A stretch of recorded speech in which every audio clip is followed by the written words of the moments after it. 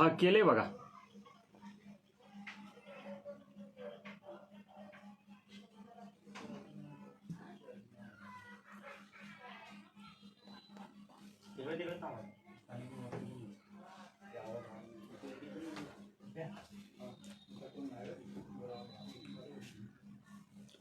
प्रवीणजी माझा आवाज येतोय का?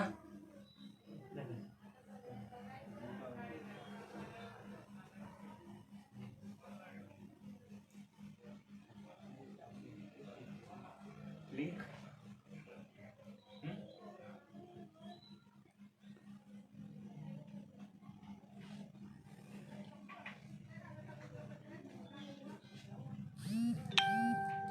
आवाज कमी जास्त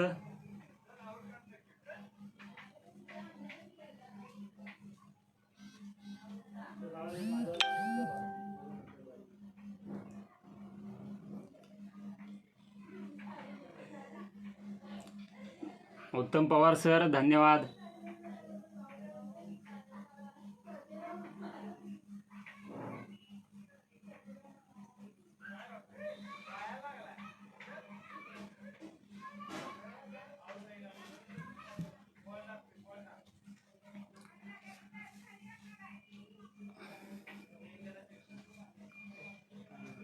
प्रवीण सर लिंक सर्वांना पाठवा.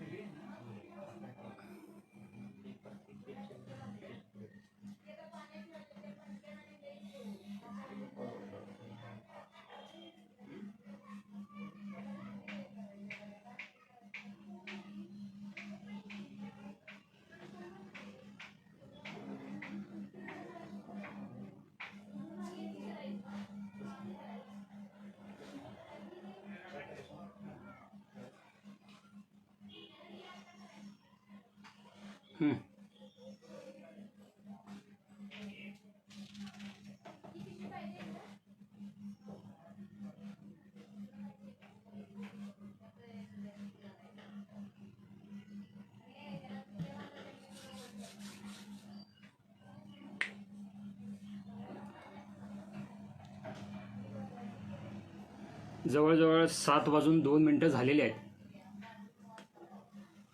चालू करायला काही हरकत नसावी, पण काही मित्रांचा मेसेज येतोय, ते जॉईन होत आहेत.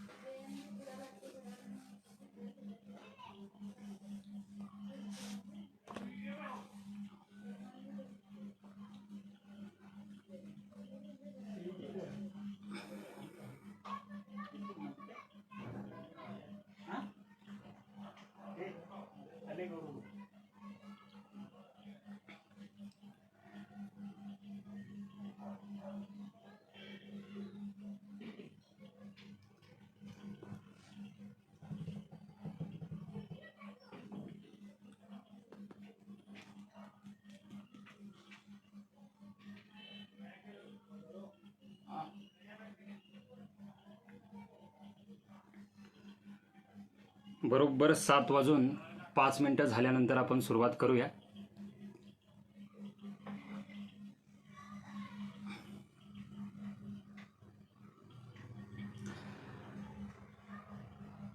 हो अनिकेतजी, एक 2च मिनिट आहे. 2 मिनिटात आपण सुरू करूयात.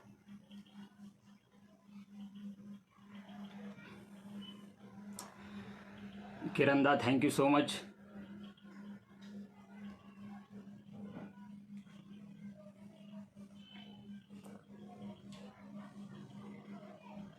महेश,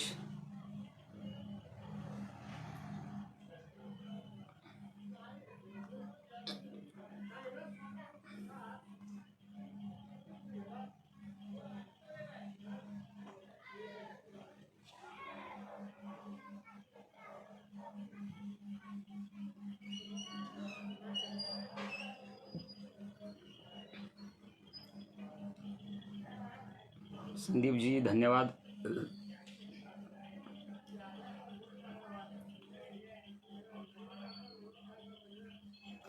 बालाजी आपणासही सदिच्छा. सुभाषित, राजू, हो अक्षय नमस्ते.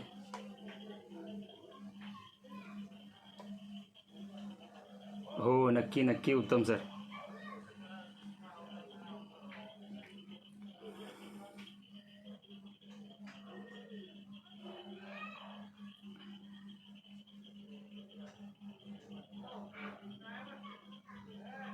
ओके, बरोबर 7:05 झालेले आहेत. आता आपण सुरुवात करूयात. पहिल्यांदा राजर्षी शाहू महाराजांच्या जयंतीनिमित्त आपणा सर्वांना सदिच्छा देतो. महाराजांना अभिवादन आहेच, ते रोज असतं, नियमित असतं, कारण असा हा राजा दुनियेमधला एकमेव आहे आणि तितकाच तो एकमेवा द्वितीय सुद्धा आहे. इथं आज ह्या समारंभासाठी हा जो व्हर्च्युअल मीडिया आपण ज्या पद्धतीनं आता वापरत आहोत, त्यासाठी आमचे जे काय मित्रवर्य जमलेले आहेत, मार्गदर्शक जमलेले आहेत, त्या सर्वांचं मी प्रथमतः स्वागत करतो. पहिल्यांदा एक गोष्ट आपण ध्यानात घ्यायला पाहिजे की आत्ताची युवक पिढी कुठल्या गोष्टीसाठी एकत्र येत असते हे आपणाला सगळ्यांना माहिती आहे. आणि या अशा कालखंडामध्ये पुण्यातली असे काही युवक सगळे जमा होतात CCTV टीमच्या अंतर्गत, आणि तो हा विचारांचा जागर घालण्यासाठी एक सप्ताह आयोजित करतात. आणि त्या सप्ताहातलं पहिलं पुष्प हे कोल्हापूरच्या भूमीतील माझ्यासारख्या एखाद्या सामान्य वक्त्याला ते गुंफायला देतात. ही माझ्या दृष्टीनं फार मोठी आणि मोलाची अशी गोष्ट आहे. आणि नक्कीच त्याचा मी यथोचित असा सन्मान करत माझे जे काही विचार आहेत ते विचार आपणासमोर ठेवण्याचा आणि माझं जे आकलन आहे राजर्षी शाहू महाराजांच्या बद्दलचं हे आकलन तुम्हासमोर ठेवण्याचा एक प्रामाणिक प्रयत्न मी आज करणार आहे. आज सकाळपासून मला काही फोन आले. शाहू महाराजांच्या विषयी मी बोलणार होतो हे सगळं त्यांना माहिती होतं. आणि त्या फोनमधले काही फोन असे होते, त्यांनी मला असं सांगितलं की सर आम्ही सुद्धा जॉईन होणार आहोत, फक्त एक अडचण होती सर, तुम्ही संयोजकांना विनंती करायला पाहिजे. मी म्हटलं काय विनंती करायला पाहिजे? तर व्याख्यान किंवा हे जो काय समारंभ आहे, तुमचे विचार आम्हाला ऐकायचे आहेत, ते सकाळी जर का तुम्ही ठेवलात तर फार बरं होईल. मी म्हटलं त्याचं कारण काय? तर ते म्हणाले दिवसभर आम्हाला यूट्यूब, व्हॉट्सअप असेल, इन्स्टा असेल, याच्यामध्ये आमचा डाटा जातो आणि डाटा संपतो आणि 7 वाजेपर्यंत तो संपेल सुद्धा.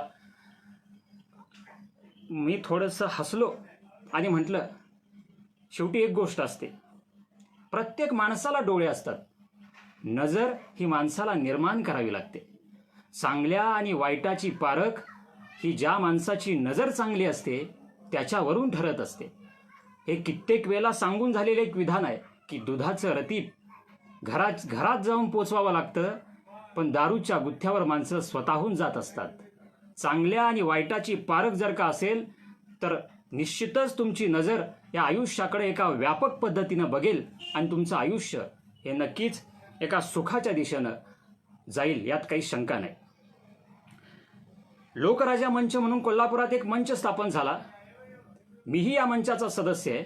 एक बाब आपणाला मला सांगायला पाहिजे की या लोकराजा मंचनं मागल्या वर्षीपासून कोल्हापुरात जे चांगलं कार्य केलेलं आहे ते कार्य खरंच इथल्या युवक पिढीनं आचरणात आणण्यासारखं कार्य आहे. इथल्या सगळ्यांनी ते ध्यानात घेण्यासारखं कार्य आहे.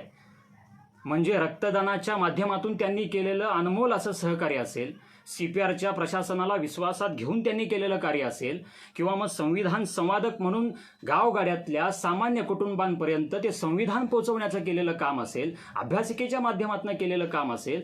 या लॉकडाऊनमध्ये ज्या वेळेला कित्येक गावगाड्यातल्या माणसांना अडचण अशी होती की सुविधा उपलब्ध होत्या पण व्हेंटीचे बेड कुठं उपलब्ध आहेत, ऑक्सिजन कुठं उपलब्ध आहे, ऑक्सिजनचा बेड कुठं उपलब्ध आहे, कुठला दवाखाना हा त्यांच्यासाठी सोयीस्कर आहे, हे सांगणारं कोणी माध्यम नव्हतं. त्यावेळेला या शिवाजी विद्यापीठातल्या माजी विद्यार्थ्यांनी जो लोक राजा मंच स्थापन केलाय, त्या मंचानं तिथं जी भूमिका निभावली ती भूमिका इथल्या सगळ्यांनी, आजूबाजूच्या सगळ्या युवकांनी लक्षात घेण्यासारखी भूमिका आहे. ती सुद्धा भूमिका ही CCTV जी काही टीम आहे जी पुण्यातली, ज्यांनी हा समारंभ आज आयोजित केलाय, त्या टीम सारखीच टीम आहे आणि त्यांनी सुद्धा फार चांगलं असं काम केलेलं आहे. हे सगळे एवढ्यासाठी सांगितलं की शाहू जयंती म्हणजे फक्त उत्साह नाही. शाहू जयंती ही कृतिशील झाली पाहिजे. फक्त बोलणं आणि ऐकणं ह्या व्यवहारामध्ये शाहू जयंती संपत नाही. जे ऐकतो आपण ते जर आपण अंमलात आणलं, ते जर आमच्या जगण्याला आपण जोडून बघितलं, तर ती शाहू जयंती यशस्वी ठरेल. हाच या सगळ्यांचा मानस आहे. त्याच्यासाठी हा सगळा शब्दप्रपंच आणि सगळा अट्टहास आहे. त्याच्याशिवाय काही नाही. सुरुवात करत असताना मला एक गोष्ट आपल्याला सांगायला पाहिजे की शाहू महाराज राजे होते. ते त्या कालखंडामध्ये राजे होते की ज्या वेळेला लोकशाही अस्तित्वात नव्हती. एक गोष्ट आपण ध्यानात घ्या, न्याय आणि अन्याय या दोन्ही गोष्टींची समान संधी होती. त्यांना न्याय सुद्धा करता येत होता आणि अन्याय सुद्धा करता येत होता. त्यांनी अन्यायच केला असता तरी काय त्यांचं काय बिघडलं असतं? समाजाला शिक्षणापासून वंचित ठेवलं असतं, त्यांचं काय बिघडलं असतं? समाजाला कलेपासून वंचित ठेवलं असतं तर त्यांचं काय बिघडलं असतं? आणि असंही नव्हतं की शाहू महाराज अत्यंत हलाखीच्या परिस्थितीतून घडलेले होते. त्यामुळे एखादा समजा सामान्य विद्यार्थी गरीब परिस्थितीतून वरती जातो आणि वरती गेल्यानंतर एखादी चांगली पद मिळवल्याच्या नंतर त्याला आपण काढलेले गरिबीतले दिवस आठवत असतात. आणि हे आपण गरिबीत काढलेले दिवस जेव्हा त्याला आठवतात तेव्हा त्याच्यातली सहानुभूती जागी होते आणि त्या लोकांच्यासाठी तो काम करत असतो. असंही काही झालं नाही. शाहू महाराजांच्या बाबतीत असंही जागा नाही म्हणायला. पण शाहू महाराज ज्या पाठीमागं जी शिक्षणाची परंपरा उभी राहिली, जे शिक्षण त्यांनी आत्मसात केलं आणि ज्या शिक्षणाच्या साह्यानं त्यांनी समाज समजावून घेतला, समाजाची रीत समजावून घेतली, या समाजाच्या गरजा समजावून घेतल्या, ही व्यवस्था कोणत्या माध्यमातून चालते, इथल्या व्यवस्थेमध्ये आडकाठी करणारी व्यवस्था कुठली आहे, इथल्या प्रत्येक माणसाला जगताना ज्या अडचणी किंवा ज्या अडचणी होत्या त्या अडचणी त्यांनी समजून घेतल्या आणि त्यानंतर स्वतःची सर्वांग जी राजेशाही होती ती अखंड राजेशाही या सामान्य माणसांसाठी पणाला लावली. आणि मग तिथून पुढं त्यांच्या आयुष्याचा जो प्रवास चालू झाला तो सामान्य माणसाला केंद्र मानूनच चालू झाला. आता पहिला टप्पा या विषयाचा महत्त्वाचा म्हणजे ज्या शाहू महाराजांनी शिक्षणासाठी इतकं सगळं कार्य केलं त्या शाहू महाराजांच्याबद्दल, त्यांच्या शिक्षणाबद्दल आपल्याला बोलायला पाहिजे. शाहू महाराजांचं शिक्षण म्हणजे शाहू महाराज छत्रपती म्हणून गादीवर बसले त्यावेळेला त्यांच्या शिक्षणाला त्यांना इंग्लंडला पाठवायचं असा विचार चालू होता. इंग्लंडला पाठवायचं असा जेव्हा विचार चालू झाला तेव्हा कित्येकांनी त्याला सहमती दाखवली. पण शाहू महाराजांचे वडील हे हुशार होते. त्यांना माहीत होतं की इंग्लंडला जाईल माझा मुलगा. ते स्वतः इंग्लंडला गेलेले होते. जयसिंगराव घाटगे त्यांना आबासाहेब म्हणत होते. आबासाहेब स्वतः इंग्लंडला जाऊन आलेले होते. तिथलं शिक्षण त्यांना माहिती होतं. तिथं काय शिकवलं जातं याच्याविषयी ते सजग होते. आणि मग त्यांनी सांगितलं की माझ्या मुलाला जो छत्रपती इथल्या मातीतला बनणार आहे त्याला इंग्लंडला शिकवायला पाठवू नका. त्याला या मातीतल्या लोकांची दुःख जाणायला शिकवा. या माणसांची दुःख काय त्याला समजली पाहिजे. तो राज्य इथं प्रस्थापित करणार आहे. इथल्या लोकांना इथल्या लोकांच्या समस्या जर का त्याला समजल्या नाहीत तर या राजेपणाला काय अर्थ राहणार आहे. हे स्वतः आबासाहेबांनी सांगितलं आणि शाहू महाराजांनी आणि बाकीच्या अखंड भवतालाला ते ऐकावं लागलं. आणि स्टुअर्ट फ्रेझर या एका गुणी अशा शिक्षकाच्या आधिपत्याखाली शाहू महाराजांनी शिक्षण घेतलं आणि सर्वार्थानं शाहू महाराज विकसित होत गेले. त्यांनी वेगवेगळ्या पद्धतीनं जे कार्य केलं ते कार्य आज सुद्धा नजरेच्या टप्प्यात न मावणार आहे. आता शाहू महाराजांनी हे केलेलं काम आहे. आता मला बोलायचं आहे शिक्षण, कला आणि शाहू विचार. मला एक सांगायचं आहे की शिक्षणाबद्दल शाहू महाराज ज्या समेवरती काम करत असतात ना, ती जी सम आहे ती सम आहे महात्मा फुलेंची. म्हणजे एक महात्मा फुले ज्या वेळेला आपल्याला माहिती आहे की 1854चा असं म्हटलं जातं की वुड्सचा कायद्यानं शिक्षण बंदी उठवली. पण आपणाला सांगायला मला आनंद होईल की वुड्सच्या कायद्यानं नाही, त्याच्या आधी आमच्या महात्मा फुलेंचं सगळ्यात मोठं बंड आहे. 1848ची स्थापना आहे शाळेची आणि तिथून पुढे त्यांनी शिक्षणाचं कार्य चालू केलं. महात्मा फुलेंनी त्यावेळेला काय सांगितलं होतं? महात्मा फुलेंनी सांगितलेलं होतं ती विधान सगळ्यांना माहिती आहे की विद्येविना मती गेली, मतीविना नीती गेली, नीतीविना गती गेली, गतीविना वित्त गेले आणि वित्ताविना शूद्र खचले. म्हणजे वित्ताच्या विना शूद्र खचत होते. आणि दोस्तांनो त्याही वेळेला नाही, आज सुद्धा फक्त पैसे नाहीत म्हणून सामान्याच्या पोरांना आज शिक्षण मिळत नाही, हे वास्तव आहे. पुढच्या भागामध्ये पुढच्याच टप्प्यात मला ह्या गोष्टीवर सुद्धा बोलायचं आहे आजचं शिक्षण. पण त्यावेळेला महात्मा फुलेंनी या शिक्षणासाठी जी 2 पावलं पुढं टाकलेली आहेत, ती टाकलेली 2 पावलं पुढं आज आपल्याला मैलानं पुढं घेऊन आली. हा सगळा काळ इथं पुढं घेऊन आली. माझ्या आज तोंडातली जी भाषा आहे, त्या भाषेचं अधिष्ठान हे त्या कालखंडामध्ये महात्मा फुलेंनी केलेलं काम होतं. म्हणून आम्ही आज मनापासून बोलू शकतो. महात्मा फुलेंनी सगळी व्यवस्था जाणलेली होती. एक गोष्ट आपल्याला लक्षात घ्यायला पाहिजे की एक सवर्ण वर्ग इथं समाजामध्ये अस्तित्वात होता, की जो सवर्ण वर्ग की ज्यांच्याकडं शिक्षण अगदी रखेल असल्यागत होतं, त्यांनीच फक्त शिकावं असा समाजामध्ये अघोषित अजेंडा होता. म्हणजे आपल्याला लक्षात येईल की पेशवाईमध्ये ते संस्कृत शिकून शहाणे झाले होते. जेव्हा इंग्रज आले तेव्हा त्यांनी इंग्रजी शिकली. आता इंग्रजी शिकल्याच्या नंतर मग त्यावेळेला सुद्धा असा एक प्रघात असा होता की यांनी शिकायला पाहिजे. म्हणजे लॉर्ड मेकॉलेनं एके ठिकाणी असं सांगितलेलं होतं की हा त्याचा जो झिरपणीचा सिद्धांत आहे, त्याचं असं मत होतं की शिक्षण वरून खाली पाझरत येईल. म्हणजे समाजातल्या वरच्या वर्गाला शिक्षित केलं तर तो समाजातला वरचा वर्ग हा खालच्या वर्गाला शिक्षित करेल आणि खालचा वर्ग सुद्धा शिक्षित होईल.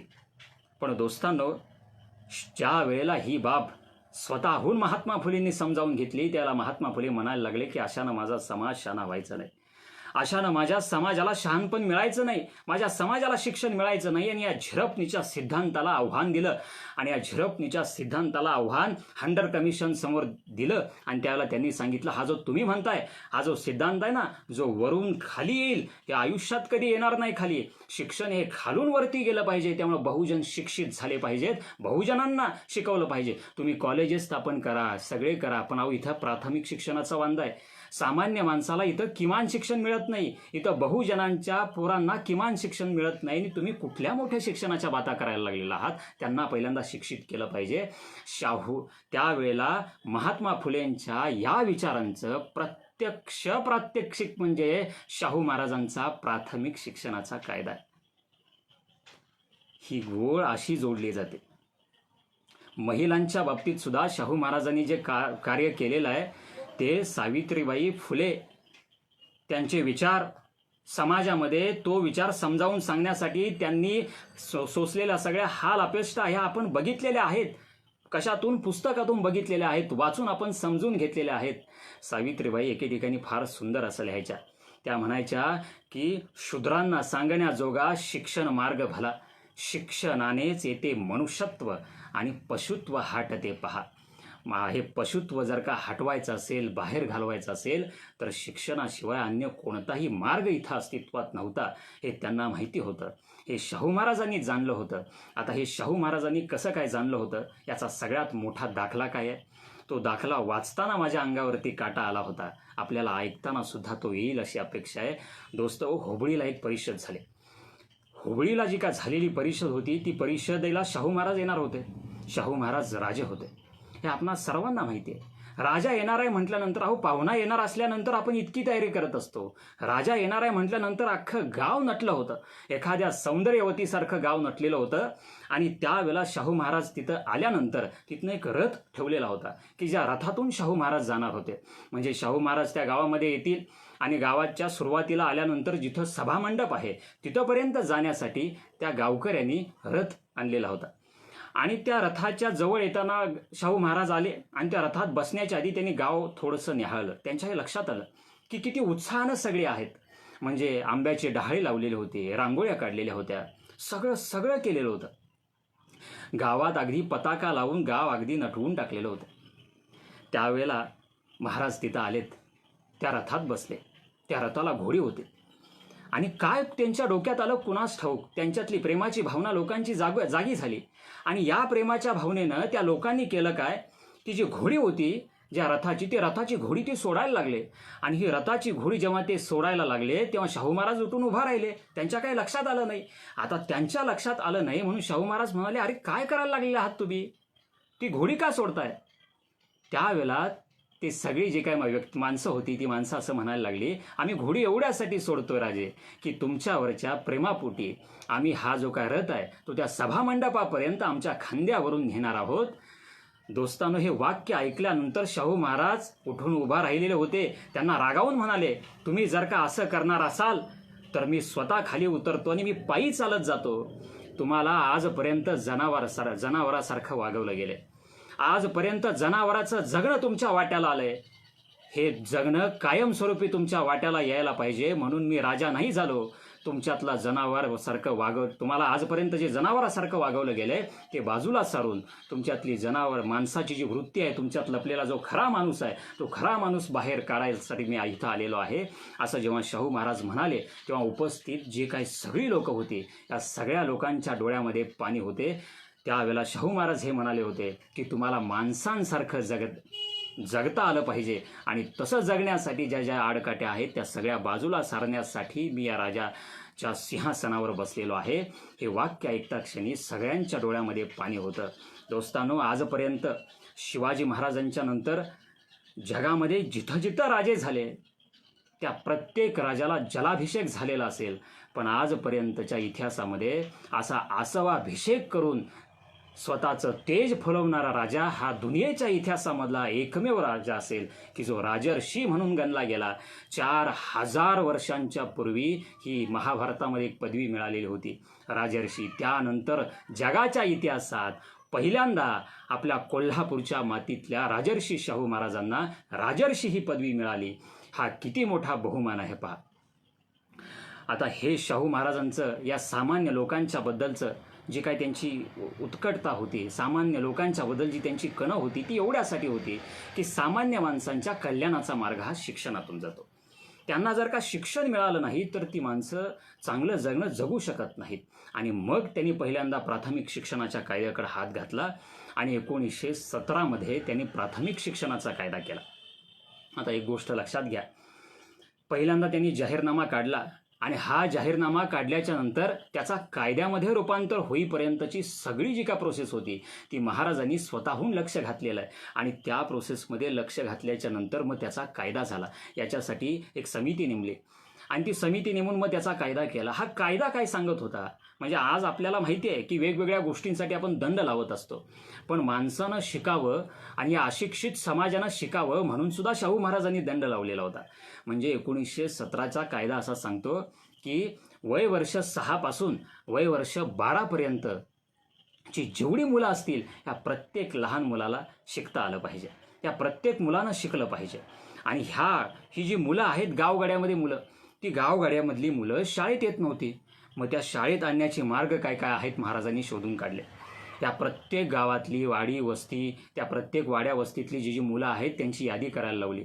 गावामध्ये जो कुलकर्णी असेल, पाटील असेल, त्याला सरकारी नोकर म्हणून नेमलं आणि त्याला हे सांगितलं की तुमचं हे काम आहे की जो गावातला माणूस असेल त्या माणसाचं हे काम आहे की त्यांनी स्वतःहून पालकांनी सुद्धा माहिती दिली पाहिजे की आमचं मूल लहान आहे, 6 ते 12 या वयोगटातलं मूल आहे आणि त्याला शाळेत आम्ही पाठवतो.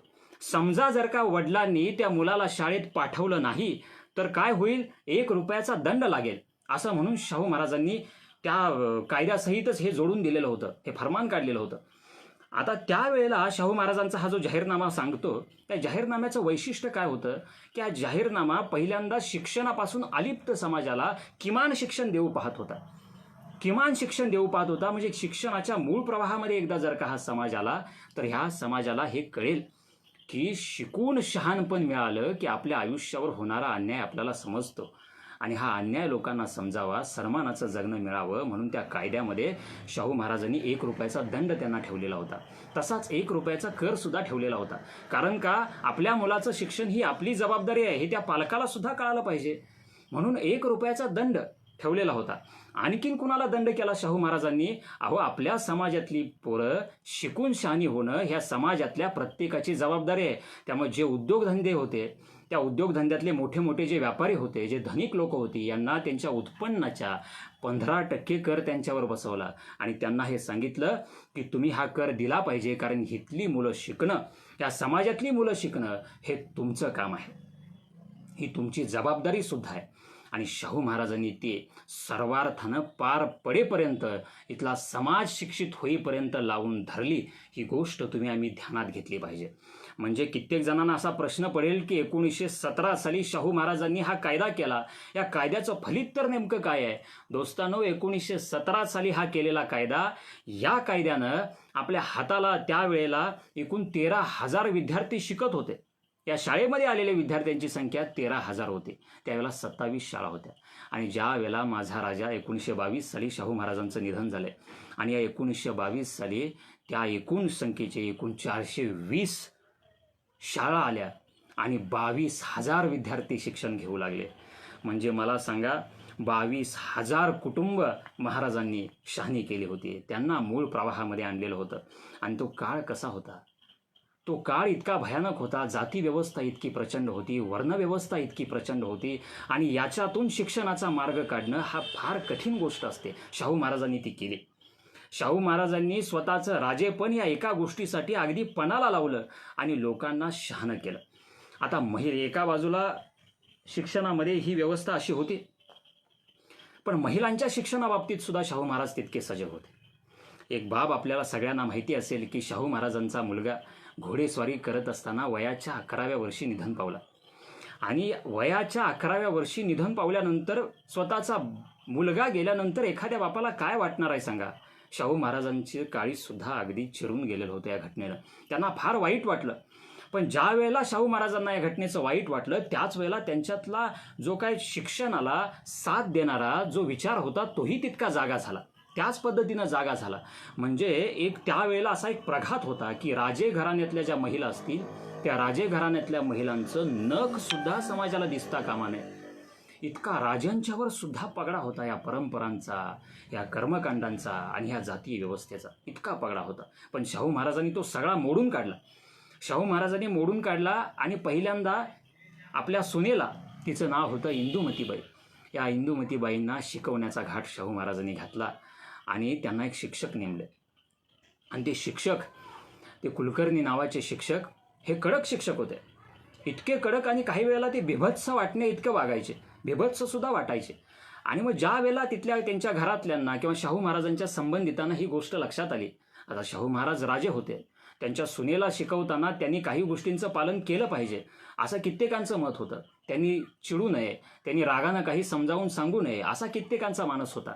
पण शाहू महाराजांना ही गोष्ट ज्याला कानावर आली त्याला शाहू महाराज म्हणायला लागले की नाही नाही नाही, ते शिक्षक आहेत, माझ्या सुनेला ज्ञानदानाचं ते काम करत आहेत.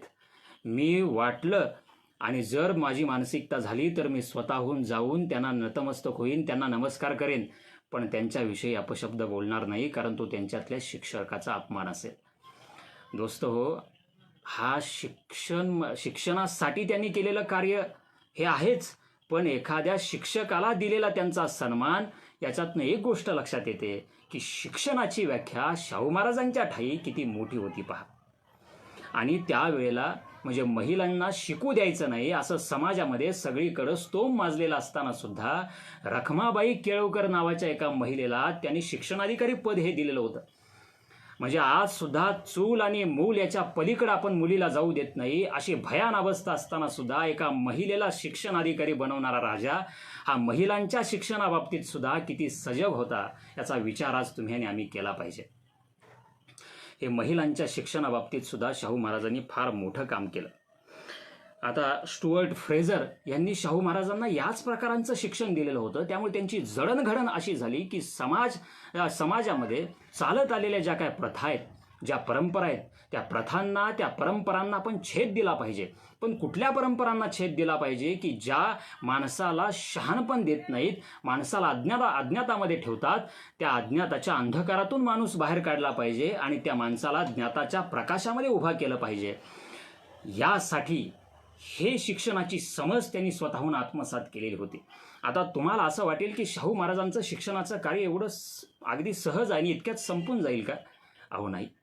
मला हे अभिप्रेत आहे, या सगळ्यातनं मला हे तुम्हाला सांगायचं आहे की शाहू महाराजांनी त्या कालखंडामध्ये इतकी भयान अवस्था असताना सुद्धा जर प्राथमिक शिक्षण जर का मोफत केलं असेल तर आज आमच्या सामान्य माणसांना, सामान्य शेतकऱ्याच्या मुलाला मेडिकल कॉलेजला समजा ॲडमिशन घ्यायचं असेल तर तो घेऊ शकत नाही, त्याच्या फीस त्याला परवडत नाहीत. ही अशी भयान अवस्था आहे. इंजिनिअरिंग कॉलेजच्या फीससुद्धा 1-1 लाख 2-2 लाख रुपये आहेत. अशा वेळेला ह्या सगळ्यांनी कशी मुलं शिकवायची? आता शतकापूर्वी जर का शाहू महाराज प्राथमिक शिक्षण मोफत करत होते तर त्याच्यानंतर आपल्याला संपूर्ण शिक्षण मोफत आज तागायत का करता येऊ नये? आपण ते करायला पाहिजे. शाहू महाराजांनी या शिक्षणासाठी, शिक्षण संस्था उभ्या करण्यासाठी फार मोठा त्याग केलाय. आपण कधी कोल्हापुरामध्ये गेलात तर त्या भवानी मंडपामध्ये त्याच्या उजव्या साईडला विद्यापीठ हायस्कूल आहे. ते विद्यापीठ हायस्कूल आज मोठमोठ्या म्हणजे त्यांनी अगदी बिरुदावल्या मिरवलेल्या आहेत. पण आपल्याला एक गोष्ट सांगायला आवडेल की याचे संस्थापक जे आहेत त्यांचं नाव आहे तोफखाने. हे जे तोफखाने नावाचे संस्थापक आहेत, त्यांनी ज्याला मागणी केली की आम्हाला शिक्षण संस्था ही उभी करायची आहे, त्याला स्वतःहून त्यांनी सांगितलं की हो का नाही म्हणाले. राजे म्हणाले मी स्वतःहून तुम्हाला जागा देतो. आणि ती महालक्ष्मी मंदिराच्या समोरची जागा मंजूर करण्यात आली. तिथे एक इमारत होती.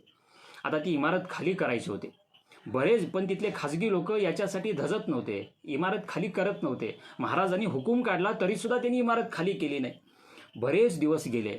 ते तोफखाने अगदी मेटाकुटीला आले. त्यांच्याही लक्षात आलं की हा माणूस काही केलं आपल्या ऐकत नाही, म्हणून आपल्या सोबतीला जेवढी माणसं येतील त्या माणसांना सोबत घेतलं आणि स्वतःहून कामाला लागले आणि ती इमारत खाली करायला लागले. दुसऱ्या दिवशी संध्याकाळी सोनतळी कॅम्पवर त्यांच्यानी महाराजांची भेट झाली. महाराज सोनतळी कॅम्पवर असायचे. ज्याला महाराजांची त्यांची भेट झाली त्याला महाराजांनी घडलेली आदल्या दिवशीची सगळी हकीकत सांगितली. आणि अगदी त्यांचा जीव अगदी कोमेजून गेला होता. त्यांना वाटलं होतं की ही शिक्षण संस्था उभी राहील की नाही, हे हायस्कूल उभी राहील की नाही काय माहिती. आणि त्यावेळेला महाराजांच्या हे ज्यावेळेला लक्षात आलं त्याला महाराजांचा चेहरा गंभीर झाला. महाराजांचा चेहरा गंभीर झाल्यानंतर महाराज काही बोलले नाहीत. महाराज एवढंच म्हणाले की तोफखाने मी उद्या 6:30 वाजता तिथं येईन.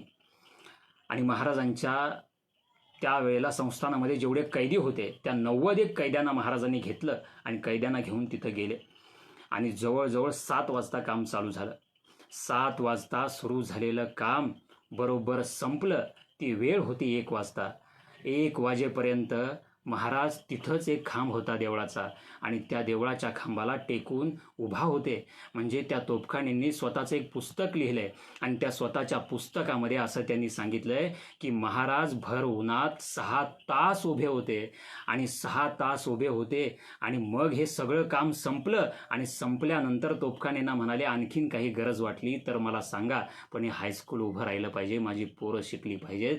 दोस्तांनो, बहुजनांची पोरं शिकली पाहिजेत, बहुजनांची पोरं शिकली पाहिजेत म्हणून 6 तास उन्हात उभा राहणारा राजा हा दुनियेच्या इतिहासामध्ये एकमेव असेल असं मला वाटतं. आणि हे खरंच होतं. हा शिक्षणासाठीचा त्यांचा त्याग हा शब्दात सांगण्यासारखा नाही, हा प्रचंड मोठा त्याग आहे आणि हे शाहू महाराजांनी सातत्यानं केलेलं होतं. आता एक गोष्ट आपल्याला लक्षात घ्यायला पाहिजे की त्यांच्या शैक्षणिक विचारांचं आणखीन अपत्य काय असेल. त्यांनी जे शिक्षणाची चळवळ चालवली त्यातनं नेमकं काय घडलं तर कित्येक म्हणजे PC पाटलांसारखा कृषी महर्षी घडला. हे आपल्याला सगळं माहिती आहे. रावसाहेब विचारे असतील, अगदी कलेच्या बाबतीतलं त्यांचं योगदान तर मी नंतर बोलणार आहे. फार मोठं योगदान आहे ते. मला एक बाब आणखीन एक सांगायची आहे की एकदा सोनतळी कॅम्पवरच असताना कृष्णाजी मोरे नावाचं एक मांगाचं पोरगं होतं. आणि हे मांगाचं पोरगं ज्याला सोनतळी कॅम्पवर शाहू महाराजांना भेटलं, त्याला शाहू महाराजांना भेटल्यानंतर पोरगं लहान होतं. फक्त शाहू महाराजांना एवढंच म्हणायला लागलं की महाराज माझी एक इच्छा आहे. ती इच्छा अशी आहे की मला शिकायचं, तुम्ही काय कराल. महाराजांनी त्या क्षणी त्याला गाडीत घेतलं आणि संस्थानामध्ये आणलं आणि त्याला त्याच्या शिक्षणाची व्यवस्था लावली. त्या कृष्णाजी मोरे भविष्यामध्ये खासदार झाले आणि त्यांनी एक स्वतःचं पुस्तक लिहिलं आणि त्या पुस्तकामध्ये कृष्णाजी मोरेंनी असं सांगितलं की शाहू महाराजांना हे माहिती होतं आपल्या समाजामध्ये जी पोरं आज शिक्षणासाठी इथं यायला लागलेले आहेत त्यांची अवस्था काय आहे, त्यांची गरिबी किती भयंकर आहे हे शाहू महाराजांना माहिती होतं. त्याला शाहू महाराजांनी एक काम केलं. म्हणाले जर पोटात माणसाच्या भूक असेल तर माणसाचं मस्तक काम करत नाही, कारण पोटातल्या भुकेचे डंख हे मस्तकावर अधिराज्य गाजवत असतात. ते हव्या त्या पद्धतीनं ज्ञानार्जन करू देत नाहीत हे माहिती होतं. म्हणून शाहू महाराजांनी एक काम केलं. आपल्याला आज माहिती आहे हा शालेय पोषण आहार हे आज चालू झाला असं आपल्या कित्येकांना वाटेल, पण नाही. शतकांपूर्वी शाहू महाराजांनाही माहिती होतं जर पोरं शिकायला येत आहेत ना तर आपल्याला हे माहिती पाहिजे की यांच्या शिक्षणासोबत यांच्या भुकेचा प्रश्न सोडवला पाहिजे. यांच्या भुकेचा जर का प्रश्न सुटला तरच ही पोरं चांगला अभ्यास करू शकतील हे शाहू महाराजांना माहिती होतं.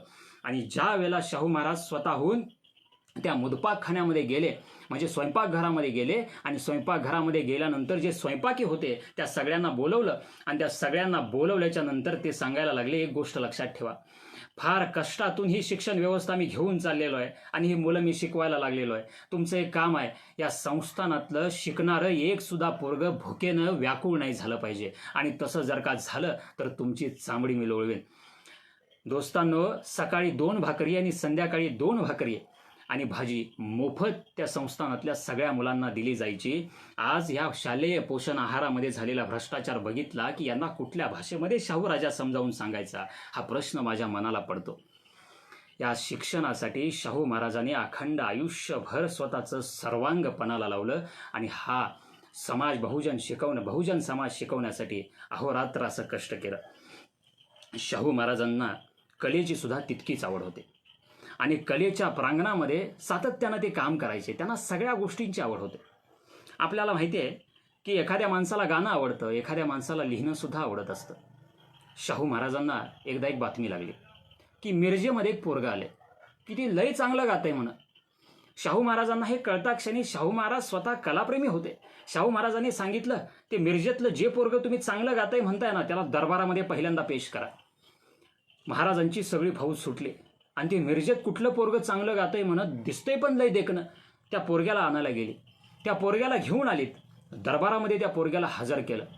त्या पोरग्याला सांगितलं की आता इथंच तुझ्या गायनाचा कार्यक्रम होईल.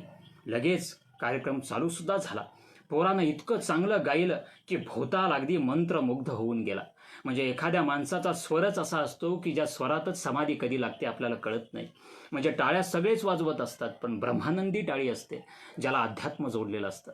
म्हणजे मी म्हणेन की त्या सुराला तसं ते अध्यात्म जोडलं गेलेलं असेल, तसं ते सुराला चिकटलेलं जे काय समाधीचं विश्व होतं ते फार विलक्षण होतं. शाहू महाराज सुद्धा त्या सगळ्यावरती भाळून गेले. पण शाहू महाराजांचं ऑब्झर्वेशन इतकं होतं की मी म्हटलं ना, राजा हा चाणाक्ष होता. शाहू महाराज कशाचंही अंधानुकरण करत नव्हते. त्यांच्याकडे एक चांगल्या वाईटाचा विवेक होता, त्यांच्याकडे ती समज होती. सगळं झाल्यानंतर सगळ्यांनी स्तुती केली. क्या बात हे म्हणाले, किती सुंदर असं म्हणायला लागले. पण शाहू महाराजांनी या कलावंताचा सन्मान तर केलाच, पण सन्मान केल्यानंतर या कलावंताला बोलावून घेतलं आणि त्याला म्हणायला लागले, तुझ्या डाव्या कानाला काहीतरी आजार झालाय, तुझ्या डाव्या कानाला काहीतरी इजा झालेली आहे. तुला माहिती आहे का काय इजा झाले? त्यावेळेला तो म्हणायला लागला, आजपर्यंत इतके समारंभ केले, इतक्या ठिकाणी बैठका उठल्या, इतक्या जणांनी स्तुती केली, कित्येकाने स्तुती सुमना अशी अशी उधळली, ना शब्दात मावली ना हातात मावली. एवढ्या सगळ्यांनी माझा यथोचित सन्मान केला, पण आजपर्यंत मला असा प्रश्न कुणीही विचारला नाही जे माझं मूळचं दुखणं होतं. त्यावेळेला त्यांनी सांगितलं, महाराज खरंच माझ्या डाव्या कानाला इजा झाली, माझ्या डाव्या कानाला ऐकायला येत नाही. त्यावेळेला त्यानं असा पुढं प्रश्न असा केला त्या कलावंतानं, महाराज हे तुम्हाला कसं हो समजलं? त्याला महाराज म्हणायला लागले की ज्या वेळेला लोक तुला वा वा म्हणायचे, तुझी स्तुती करायचे, त्यावेळेला तू उभा राहताना जसा उभा राहिलास तसं उभा न राहता तू थोडंसं उजव्या बाजूनं कलायचास. तुझ्या जे मस्तकाचा जो रोख असायचा तो उजव्या दिशेनं असायचा. आणि त्यावेळेला मला लक्षात आलं की ह्याच्या डाव्या बाजूला काहीतरी अडचण आहे, याच्या डाव्या कानाला काहीतरी इजा झालेली आहे. दोस्तांनो, हा कलावंत दुसरा तिसरा कोणी नव्हता. या कलावंताचं नाव होतं नारायण श्रीपाद राजहंस, ज्यांना आपण बालगंधर्व असं म्हणतो. आपल्याला एखाद्या कलावंताला झालेली डाव्या कानाची इजा उजव्या काळजानं समजावून घेणारा जगातला हा एकमेव असा राजा होता जो कलेवरती सुद्धा तितकंच प्रेम करणारा होता.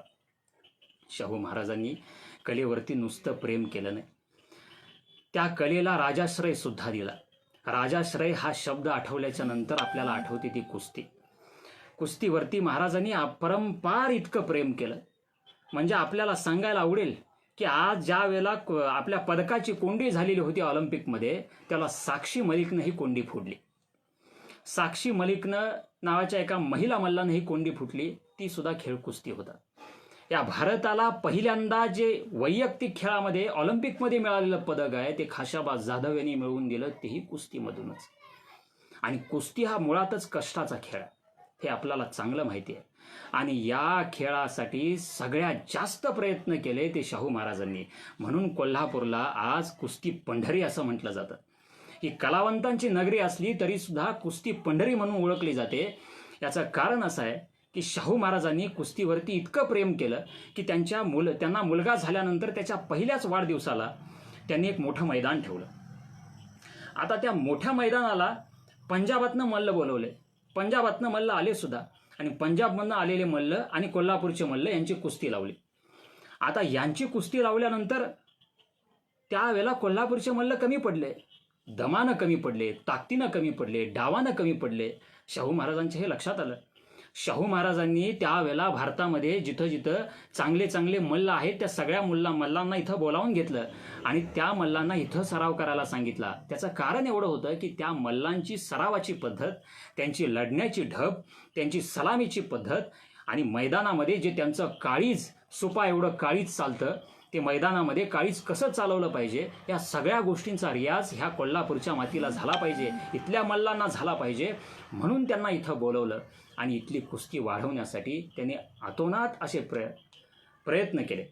मग 1902ला जेव्हा ते विलायतेला गेले होते तेव्हा ते रोमला गेले होते आणि रोम बघून आले. आता हे जेव्हा रोम बघायला गेले, आता आपल्याला माहिती आहे की अभ्यासाचे अनेक दौरे निघतात, अभ्यासाला कित्येक जण जातात. म्हणजे मोदीजी भारतात किती दिवस असतात याचा हिशोब आपण लावायला बसलो तर आपल्याला फार कमी दिवस सापडतील. त्या अभ्यासासाठी फार दिवस बाहेरच असतात. आता त्यात अभ्यास किती असतो हा फार मोठ्या संशोधनाचा विषय आहे, तो बाजूला ठेवू. आपल्या आजूबाजूला सुद्धा असलेले आमदार, खासदार जे पांढऱ्या फट्ट कपड्यामध्ये असतात, आता ते पांढऱ्या फट्ट कशासाठी म्हटलो तो विषय सोडून द्या, पण ही सगळी माणसं अभ्यासाचे दौरे करत असतात. त्यांनी काय केलेला असतो अभ्यास आम्हाला समजत नाही, फक्तच अभ्यास करत असतात. त्यांचं प्रत्यक्ष प्रत्यंतर काय कधीच येत नाही. शाहू महाराज जेव्हा बाहेर अभ्यास दौऱ्यासाठी गेले तेव्हा रोममध्ये ऑलिम्पिकचं एक स्टेडियम होतं आणि तिथं काही मॅचेस चालू होत्या, वेगवेगळे खेळ चालू होते. शाहू महाराजांनी ते बघितलं. त्यांच्या हे लक्षात आलं की इथं हे जे काय मैदान केलेलं आहे, या मैदानाची रचना अशी आहे की या मैदानामध्ये कुठं जरी आपण बसलो तर कुठेही बसल्यानंतर आपल्याला एक गोष्ट लक्षात येते की आपल्याला मॅच बघता येते. शाहू महाराजांच्या डोक्यामधली चित्र घुमायला लागली.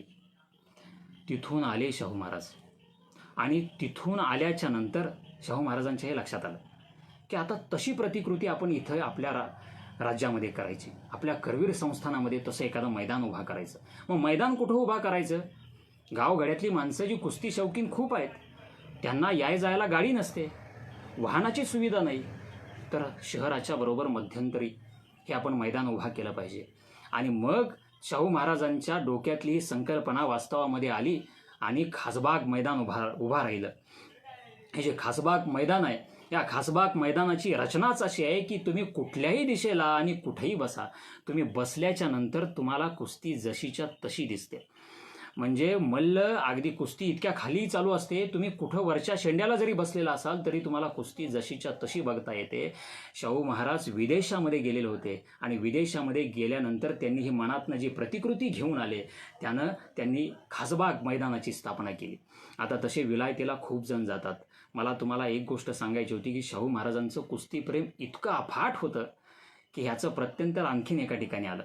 1911मध्ये दिल्लीमध्ये एक दरबार भरला होता आणि या दिल्लीमध्ये भरलेला जो का दरबार होता याला कित्येक सगळे संस्थानिक, जवळजवळ सगळे संस्थानिक आलेले होते. आणि हे सगळे संस्थानिक आल्याच्या नंतर शाहू महाराज सुद्धा त्याच्यामध्ये होते. आता शाहू महाराज जिथं बसलेले होते ते थोडंसं मध्यस्थी स्थान होतं आणि त्याच्या आजूबाजूला सगळी सिंहासनं अशी मांडून ठेवलेली होती. आता सगळं मांडून ठेवल्याच्या नंतर सगळ्यांची सिंहासनं होती, सगळे संस्थानिक बसलेले होते आणि त्यावेळेला तिथं कुस्तीचं मैदान आयोजित केलं. कुस्तीचं मैदान आयोजित केल्यानंतर हे सगळे संस्थानिक आहे असं कुस्तीचं मैदान पाहायला गेले. तिथेही त्यांची बैठक व्यवस्था अशीच केली. आणि त्यावेळेला पंजाबचा एक प्रसिद्ध मल्ल आहे की त्या कालखंडामध्ये म्हणजे शाहू कालखंडामध्ये त्या पंजाबच्या मल्लाचं नाव होतं चंदन.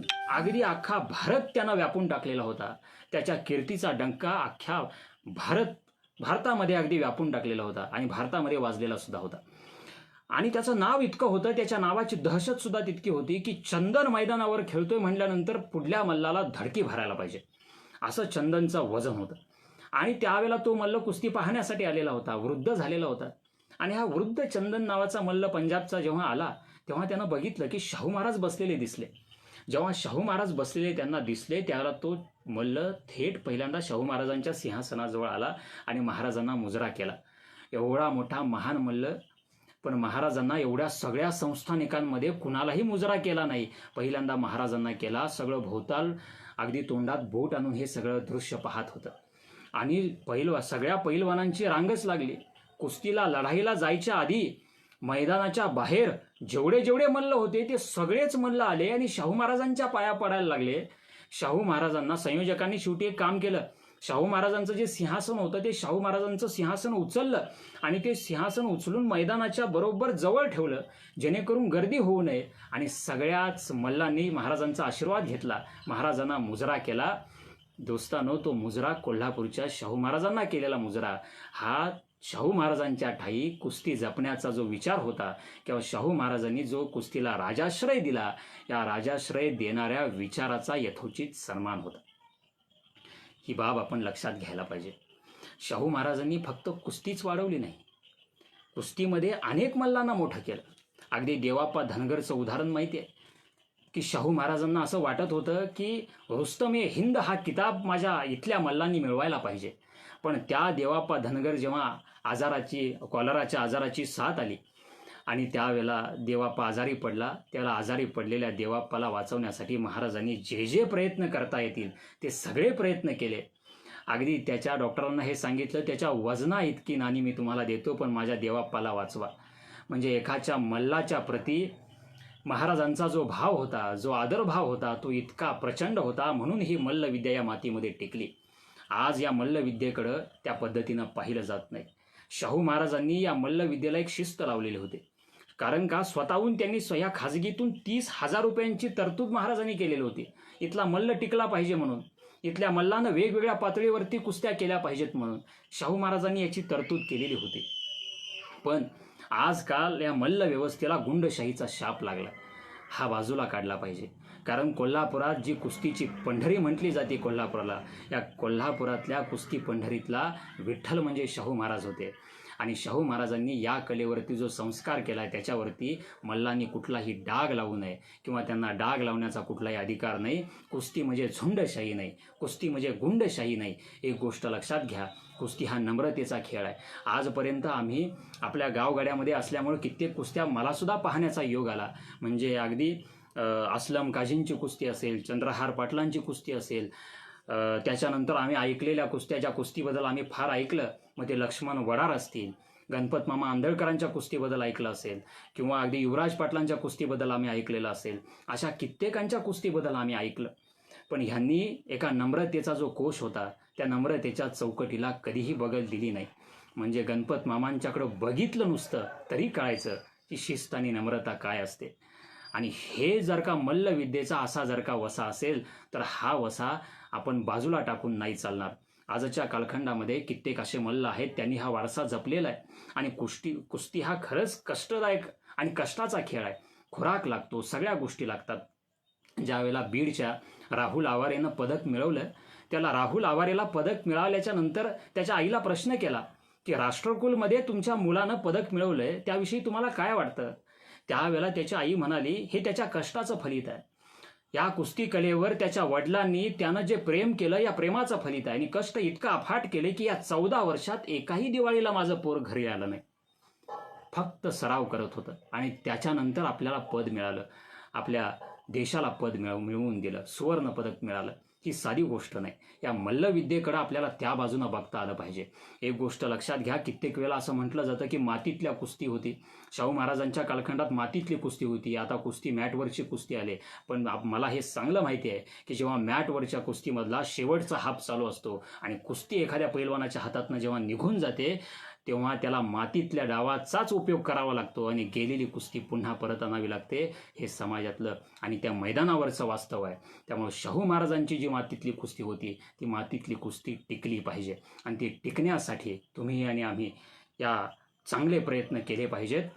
चित्रकारसुद्धा समाजामध्ये त्या कालखंडामध्ये खूप होते. शाहू महाराजांनी चित्रकारांच्या बद्दलसुद्धा मनामध्ये फार चांगला भाव जपलेला होता. आबालाल रहमान नावाचा एक फार मोठा चित्रकार होता. म्हणजे आज आपल्याला शाहू महाराजांचा जो कालखंड आहे तो आता चित्र स्वरूपात जर का आपल्याला बघायचा असेल तर तो चित्र स्वरूपात बघत असताना आपल्याला जी चित्र पाहायला मिळतात ना, ती ज्या माणसानं काढलेली आहेत त्या माणसाचं नाव आबालाल रहमान. या आबालालनी काढलेली चित्र होती ही फार गाजली. महाराजांनी त्यांना दरबारामध्ये बोलावून घेतलं आणि मग शिकारीला जाणारे असतील, दरबारातल्या काही घटनांची असतील, सोनतळी कॅम्पवरती गेल्यानंतर असेल, धरण बांधतानाची असेल, त्यावेळच्या लोकवस्तीची असतील, या समाजातल्या सगळी जी काही चित्रं त्यांनी काढून ठेवलेली आहेत ती आज अजरामर अशी झालेली आहेत. शाहू महाराजांना एकदा लक्षात आलं की हा 2-3 दिवस हा माणूस संस्थानामध्ये आला नाही, तो घरीच थांबला. आबालाल का आला नाही हा प्रश्न महाराजांना पडला. महाराजांच्याकडे निरोप असा आला की ते आजारी पडलेत, त्यांना ताप खूप आलाय. महाराज स्वतः गेले आणि स्वतःहून गेल्यानंतर महाराज त्यांचं घर असं होतं आणि घराच्या बरोबर दारात महाराज उभा राहिलेले आहेत. आबालालांना वर्दी देण्यात आली. त्यांना हे लक्षात आलं की स्वतः महाराज मला भेटायला आलेले आहेत. आजारी असून सुद्धा आबालाल थबकत माडीवरून खाली आला आणि माडीवरून खाली आल्याच्या नंतर महाराजांनी आणलेलं सगळं साहित्य त्याच्याकडे दिलं. दवा पाण्यासाठी जे लागेल ते सगळं दिलं. त्यानं महाराजांना मुजरा केला. पण त्यानं महाराजांना मुजरा केल्याच्या नंतर महाराजांनी स्वतःहून त्याला मुजरा केला. आता ही बाब कित्येकांना पटली नाही, ही बाब कित्येकांना आवडली नाही. महाराजांना त्यांनी ती बोलावून दाखवली. महाराजांचे जे सोबती होते ते सोबती असं म्हणायला लागले, महाराज आपण राजे आहात. एखाद्या राजानं एखाद्या अगदी सामान्य चित्रकाराला जो फाटक्या कपड्यात आहे त्या सामान्य चित्रकाराला का मुजरा करावा? त्यावेळेला महाराज म्हणायला लागले, मी त्या व्यक्तीला मुजरा केला नाही, त्याच्यातल्या उच्चतम अशा कलेच्या अधिष्ठानाला केलेला हा मुजरा होता. दोस्तांनो, जगाच्या इतिहासामध्ये कलेकडं या दृष्टीनं पाहणारा राजा तुम्ही आजपर्यंत कधी पाहिलाय का? तुम्ही पाहिला नसेल. आणि जर पाहिला नसेल तर पहिल्यांदा शाहू चरित्र आपल्याला वाचावं लागेल. शाहू महाराजांचे या सगळ्यातले विचार आपल्याला समजून घ्यावे लागतील. एक कंगोरा समाजातला असा शाहू महाराजांनी शोधून काढलाय की तो कंगोरा प्रत्येकावर शाहू महाराजांनी तितकं चांगलं काम केलं, तितकं कोरीव काम केलं. आणि म्हणून आज शाहू महाराजांच्या कालखंडाचा विचार हा परिवर्तनाचा जर आपल्याला करायचा असेल, समाज पुढे न्यायचा असेल, तो विकसनशील बनवायचा असेल तर आपल्याला त्या कालखंडाचा अभ्यास करावा लागतो, तो कालखंड आपल्याला अभ्यासावा लागतो. महाराज एक पोरग होतं आणि ते महाराजचं पोरग महाराजांच्याकडे नोकरी मागायला आलं. नोकरी मागायला आल्यानंतर महाराज म्हणाले, का नाही? देतो म्हणाले, तुला घोड्यांच्या पागेत काम लावतो. आता घोड्यांच्या पागेत काम लावतो असं म्हटल्यावर ते पोरगेही म्हणालं, माझ्याही भुकेचा प्रश्न काही केला सुटत नाही, मी करतो काम असं म्हणायला लागलं. महाराज म्हणाले, घोड्यांच्या पागेत काम करायचं. ते घोड्यांच्या पागेत काम करायला लागलं आणि घोड्यांच्या पागेतलं काम झालं की त्याचा छंद असा होता की ते पोरग एकतारी वाजवायचं. एकतारी इतकी सुंदर वाजवायचं, तुकारामाचा अभंग घ्यायचं, स्वतःच गायचं आणि त्याला एकतारीचा सूर लावायचं. महाराजांच्या नकळत हे लक्षात आलं की पोरग चांगलं एकतारी वाजवतं आणि ते चांगलं एकतारी वाजवते. त्या पोरग्याला बोलावून घेतलं आणि म्हणाले, एक काम सांगतो, ते काम असं की तुझं आजपासून तुझी नोकरी गेली म्हणून समज. त्या पोरग्याला वाईट वाटलं. अरे पण तुझी नोकरी गेली पण तुझा पगार बंद झाला नाही, तू एकच काम करायचं आयुष्यभर, फक्त एकतारी वाजवायचं. त्या पोरग्याला काही कळना, एकतारी वाजवायचं आणि गप्पच बसायचं. आणि तुम्ही मला फुकट का पैसे म्हणून देता आहात? महाराज म्हणाले, नाही, तू कुठं वाजवायची एकतारी? तर आत्ता जो कोल्हापुरातनं बावड्याला जाणारा जो काय रस्ता आहे त्या रस्त्यावरती महाराजांनी त्याला एक खोपाट बांधून दिलं, सगळं साहित्य दिलं आणि तरतूद अशी केली की संस्थानातून रोज त्याला सकाळ आणि संध्याकाळचं जेवणसुद्धा दिलं आणि त्याला सांगितलं की तू अभंग म्हणायचे आणि एकतारी गायची. तिथंच एक पानपोई केली आणि तिथं येणाऱ्या जाणाऱ्या वाटसरूंना पिण्याच्या पाण्याची व्यवस्था केली. महाराजांना हे माहिती होतं, जी माणसं गातात, जी माणसं टाळकुटे असतात, अशा माणसांची जात कधीही पाहिली जात नाही. महाराजांच्या हे लक्षात आल्यानंतर तिथनं येणारी जाणारी कित्येक माणसं होती, ती कित्येक माणसं त्या महार मोतद्दाराची एकतारी ऐकत बसायची, तिथलंच पाणी प्यायची आणि पुढं जायची. वेगवेगळ्या जाती धर्माची लोक यायची, तिथलं पाणी प्यायची आणि पुढं जायची. महाराज म्हणाले, हाच माझा हेतू होता. या समाजामधली ही जी काय वर्णव्यवस्था आहे ती वर्णव्यवस्था संपली पाहिजे. प्रत्येक माणसाला सन्मानानं जगता आलं पाहिजे आणि प्रत्येक माणसाला सन्मानानं जगण्याचा जो अधिकार आहे तो अधिकार त्याला प्राप्त झाला पाहिजे. देवानं एखाद्याला जे कलेचं अंग दिलं आहे ते कलेचं अंग विकसित झालं पाहिजे, म्हणून तुझी एकतारी कायमस्वरूपी टिकली पाहिजे असं त्यांनी सांगितलं. आणि खरंच एका छोट्या कलावंताविषयी एका मोठ्या राजानं केलेली हे जे काय काम होतं ते आपण सगळ्यांनी लक्षात घेण्या इतकं मोठं काम होतं. शाहू महाराजांच्या शिक्षण व्यवस्थेकडे बघितल्यानंतर मला आजच्या शिक्षण व्यवस्थेविषयी अप्रूप वाटतं. स्वतः मी आता MSc नंतर अगदी PhDच्या शिक्षणासाठी मी प्रविष्ट आहे. मला आजपर्यंत हे कळत नाही की या शिक्षणानं आमच्या हातामध्ये काय दिलं आहे, हे शिक्षण आपल्याला काय सांगणार आहे. म्हणजे हे शिक्षण माझ्या डोळ्यासमोर मी ठेवलं आणि युवकांच्याकडे बघायला लागलो की युवकसुद्धा मला सगळीकडे अस्वस्थ दिसायला लागतात. म्हणजे एका कवीने एके ठिकाणी फार सुंदर असं लिहिलं होतं. तो कवी असं म्हणत होता की त्या कवीनं एके ठिकाणी फार सुंदर असं लिहिलेलं होतं की आमच्या 10 दिशांना हिंडतो प्रश्न आमच्या नोकरीचा. काय म्हणतोय पाहतो कवी, आमच्या 10 दिशांना हिंडतो प्रश्न आमच्या नोकरीचा, मागतो दुष्काळ वाटा रोज अर्ध्या भाकरीचा, आग लागली विजलेल्या चुलीची मग पोटास माझ्या, मग मी कसा सूर काढू फुंकणीतून बासरीचा. दोस्तांनो, युवकांची अस्वस्थता एवढीच आहे की हे शिक्षण आमच्या जगण्यातली भाषा बोलत नाही, हे शिक्षण आमच्या दुःखाबद्दल बोलत नाही, हे शिक्षण आमच्या आयुष्यातल्या समस्या संपवत नाही, हे शिक्षण आमचा बाप शेतात काम करत असताना आमच्या बापाचं दुःख संपवण्यासाठी काय केलं पाहिजे हे सांगत नाही. हे असं शिक्षण आमच्या आयुष्यामध्ये काय कामाचं आहे. हे अंधन म्हणून घेतलेलं जे काय शिक्षण आहे, या शिक्षणाचा मूलभूत फरक जो काय आहे तो मूलभूत फरक असा आहे की ही आहे अशी शिक्षण व्यवस्था इथं रुजली गेली. खरीच इथल्या समाजाला जास्त शिक्षणाची गरज आहे ते शिक्षण इथं कधी वसणार आहे की नाही. बाबासाहेबांचं फार मोठं विधान होतं. बाबासाहेब असं म्हणायचे की जे समाजात घडतंय ते शाळेत शिकवलं गेलं पाहिजे आणि शाळेत तेच शिकवलं गेलं पाहिजे की जे समाजात घडतंय. म्हणजे समाज आणि शाळा यांची सांगड घातली गेली पाहिजे. विनोबा भावेने सुद्धा या बाबतीत फार सुंदर असं विधान केलं होतं. विनोबा भावे असं म्हणायचे की या शिक्षणाबद्दल विनोबांना एकदा प्रश्न असा केलेला होता एका लहान मुलानं, विनोबाजी आताच्या या शिक्षण व्यवस्थेबद्दल काय मत आहे तुमचं. त्यावेळेला त्यांनी असं सांगितलेलं होतं की या शिक्षणाबद्दल माझ्या मनामध्ये इतक्या शंका आहेत, ते एवढ्यासाठी की आपण शिकायला लागलो की आमचं जगणं गुंडाळत जातं आणि आम्ही जगायला लागलो की आमचं शिक्षण गुंडाळत येतं. म्हणजे शिक्षण आणि जगणं हे एका हातामध्ये हात घालून जात नाहीत. हे असं का व्हायला लागतं. ह्याविषयी त्यांच्याही मनामध्ये प्रचंड शंका होत्या आणि आमच्याही मनामध्ये प्रचंड शंका आहेत. हे शिक्षण आम्हाला या समाजातली जी दुःख आहेत, समाजामध्ये जिथं जिथं अन्यायाच्या वाटा अजून सुद्धा तयार होतात त्यांना प्रश्न विचारायला कधी शिकवणार आहे की नाही. आम्हाला आमच्या स्वतःहून चांगल्या वाईटाच्या व्याख्या तुम्ही तयार करायला संधी देणार आहात की नाही. कारण मुलगा जगला, मुलगा लहान एखादा मुलगा शाळेमध्ये आला की शाळेतले शिक्षक, बाकीची सगळी आजूबाजूची व्यवस्था त्याला हे समजावून सांगत असते की याला चांगलं म्हणायचं आहे, याला वाईट म्हणायचं आहे. हे तुम्ही समजावून सांगता इथंपर्यंत ठीक, पण याचे अलिखित नियम बनवू नका, हेच अंतिम आहे असं सांगू नका. कारण चांगल्या वाईटाच्या व्याख्या दिवसागणिक बदलायला पाहिजेत, या मताचा मी आहे.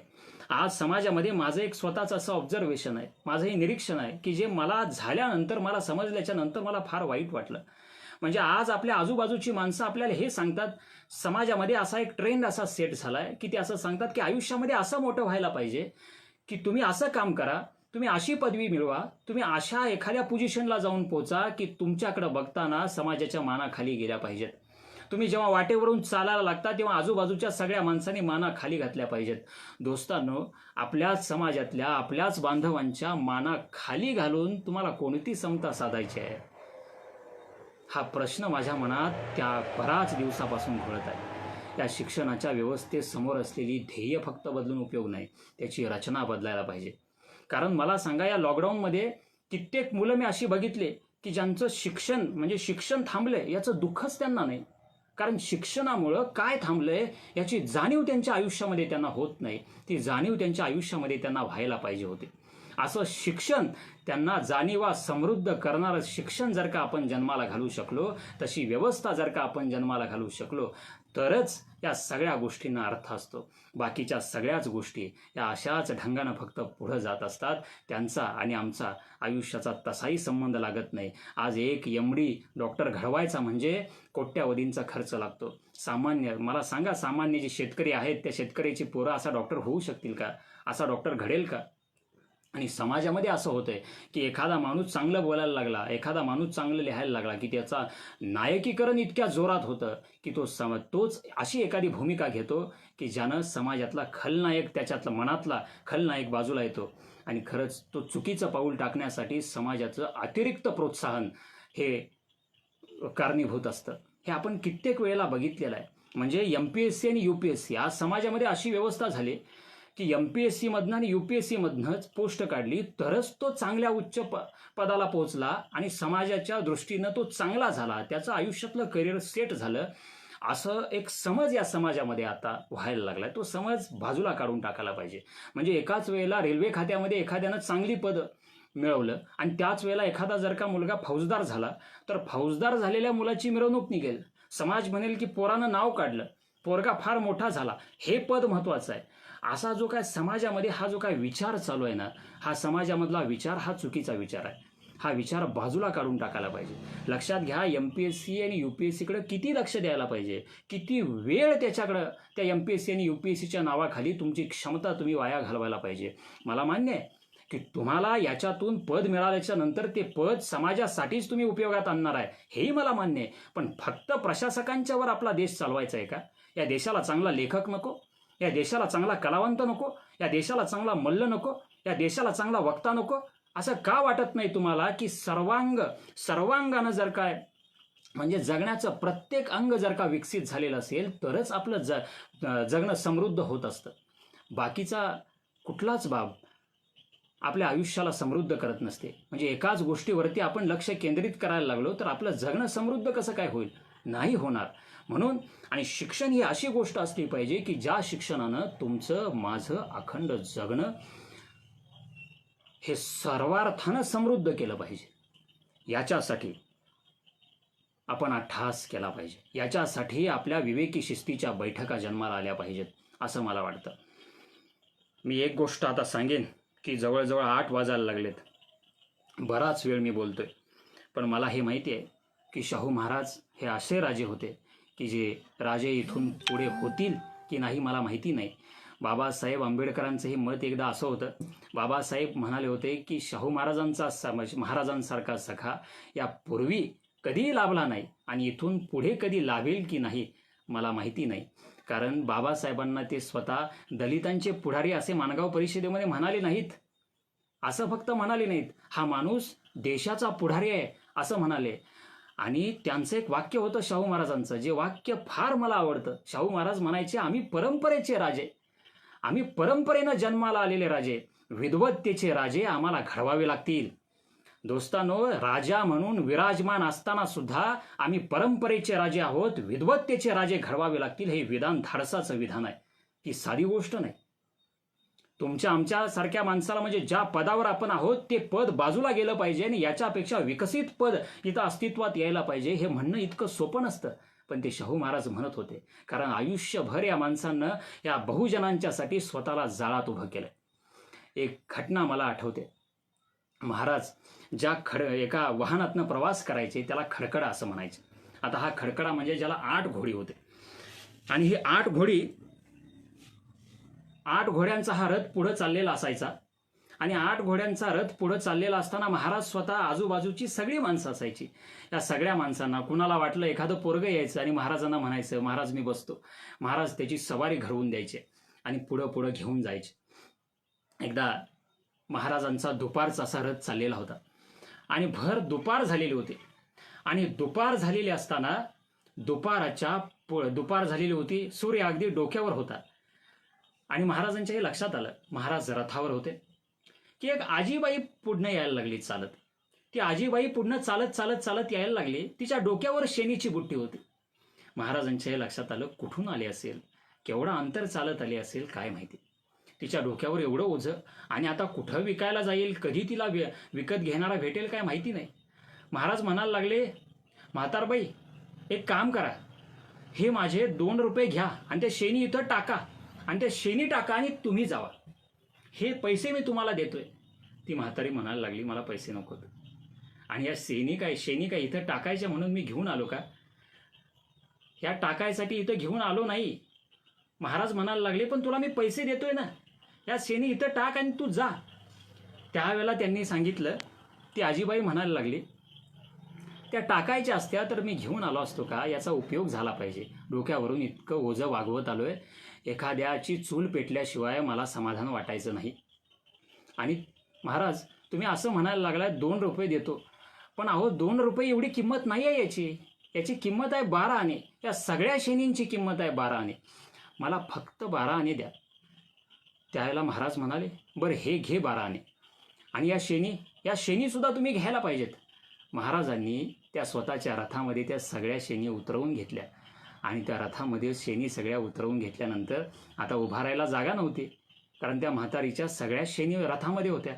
महाराज स्वतःहून रथातून खाली उतरले आणि स्वतःहून चालायला लागले. रथ पुढे जायला लागला. महाराजांचे सगळे जे काय सोबती त्या रथात बसलेले होते ते महाराज खाली उतरलेले बघितले आणि त्यांनाही थोडं लाज आल्यासारखं झालं आणि ते खाली आले आणि महाराजांच्या सोबत पायी चालायला लागले.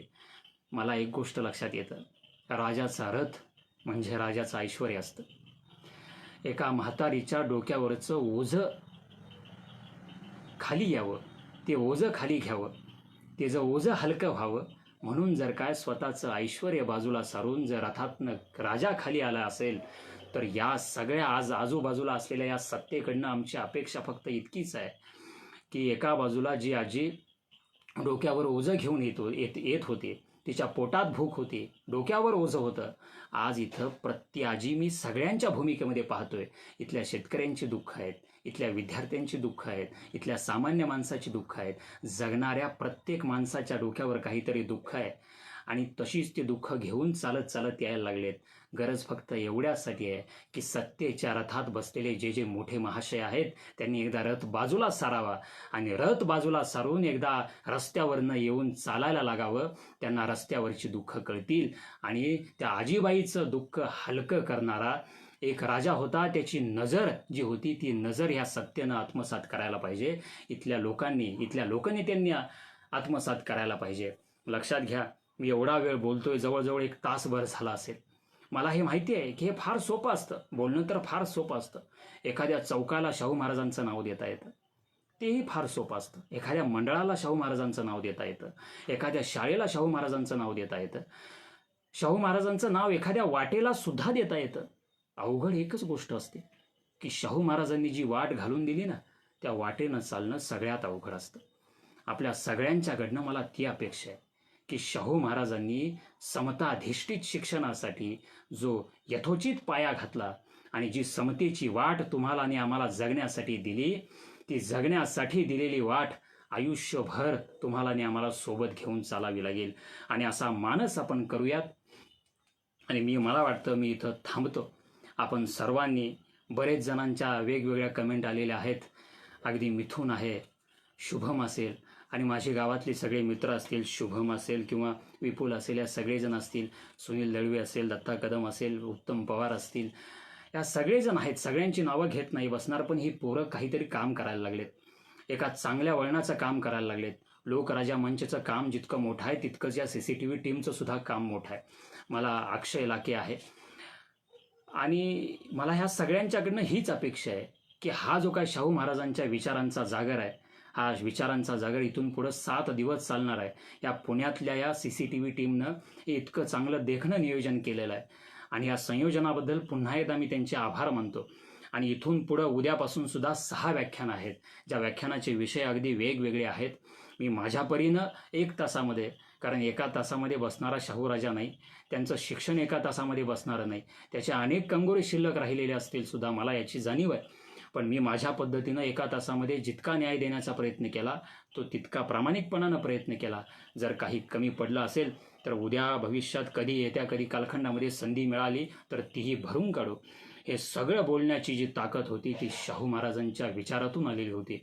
हे सगळं शाहू महाराजांच्या चरणी ठेवतो आणि आपण सर्वजण हा समारंभ ऐकण्यासाठी आपण उपस्थित राहिलात, त्याबद्दल ऑनलाईन राहिलात. मुळात ह्या व्हर्च्युअल माध्यमाची मला म्हणावी तशी सवय नाही, पण ती होईल, त्याचा काही विषय नाही. आपण सर्वजण इथे एकत्र आलात आणि इथून पुढं सुद्धा असंच एकत्रितपणानं चांगलं काम करूयात, शाहू महाराजांचा विचार घेऊन पुढं जाऊयात अशी आशा ठेवतो आपणा सर्वांच्या जवळ. आणि हे माझे काही शब्दांचं जे विवेचन होतं, एका विषयाचं विवेचन होतं, ते सगळं विवेचन थांबवतो आणि थांबतो. धन्यवाद.